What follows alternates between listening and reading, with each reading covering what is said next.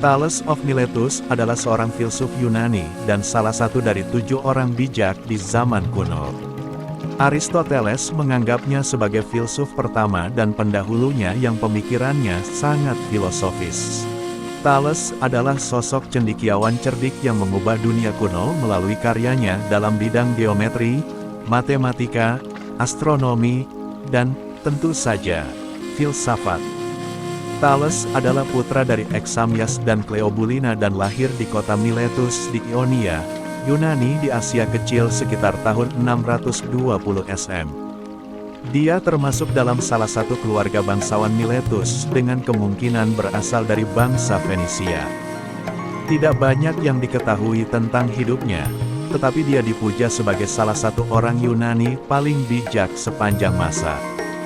Dia termasuk dalam daftar 7 orang bijak kuno oleh Plato dan dianggap sebagai filsuf pertama oleh Aristoteles.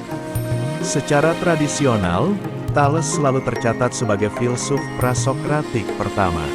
Dia adalah bagian dari kelompok filsuf Milesian, termasuk Anaximander dan Anaximenes yang merupakan murid dan penerus pemikirannya. Dia adalah seorang ahli matematika, astronom, dan mekanik sekaligus. Namun, hal ini bukan sesuatu yang tidak biasa. Sains, teologi, dan filsafat masih saling berhubungan secara mendalam. Pada masa itu, filosof atau filsuf merupakan istilah yang menandakan seseorang yang mencintai kearifan dan pengetahuan dalam segala bentuknya, tambah Kaliakoulos.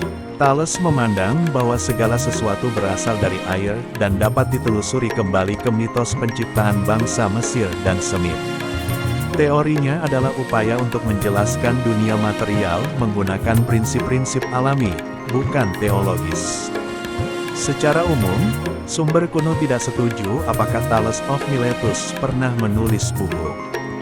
Bagaimanapun, ide-ide kunci dari pemikirannya dilestarikan melalui karya para filsuf dan cendekiawan penerusnya. Tidak banyak yang tercatat, tetapi ia sejatinya melahirkan banyak cendekiawan barat hingga melambungkan namanya. Thales dianggap sebagai bapak filsafat bagi perkembangan pengetahuan dunia barat. Hanya sedikit catatan tentangnya, menimbulkan teka-teki tentang akhir dari hidup sang bijaksana itu. Yang jelas, kematian Thales of Miletus tercatat dalam sejarah terjadi sekitar tahun 550-an SM. Terdapat 2 versi berbeda tentang bagaimana wafatnya Thales of Miletus. Pertama, menurut Apollodorus cendekiawan dari Damaskus, sejarawan kuno, dan ahli tata bahasa Yunani menyebut bahwa dia meninggal karena sengatan panas saat menonton Olimpiade.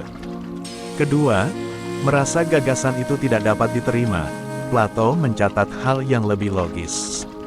Ia menyebut bahwa Thales yang sedang serius mempelajari bintang-bintang di langit malam, kemudian ia terjatuh ke dalam sumur yang dalam. Melalui pandangan filosofis Plato tentang kematian Thales, kisah ini memiliki nilai didaktik bagi orang-orang kuno yang memperingatkan mereka agar tidak terlalu menghabiskan banyak waktu untuk berfilsafat tanpa memedulikan hal-hal duniawi. Namun, cerita Plato dan Apollodorus bisa jadi legenda yang dibuat-buat. Ini tidak biasa di zaman kuno, terutama jika menyangkut filsuf, politisi, dan tokoh berpengaruh lainnya. Orang Yunani suka mengarang cerita kematian palsu yang sesuai dengan kehidupan atau ajarannya. Terkadang cerita-cerita ini didaktik dan di lain waktu hanya dipergunakan sebagai pandangan bagi orang-orang agar dapat mengambil nilai-nilai yang terkandung di balik kisah tersebut. Dalam kasus Thales, itu mungkin merupakan kombinasi dari keduanya. Dalam cerita dengan sumur, Thales meninggal karena kehilangan kontak dengan dunia nyata setelah asyik mengejar ilmu yang lebih tinggi. Membuatnya tenggelam di dalam sumur juga merupakan cara menyenangkan untuk menepis teorinya bahwa segala sesuatu terbuat dari air. Pungkas Antonis Kaliakoulos menutup tulisannya.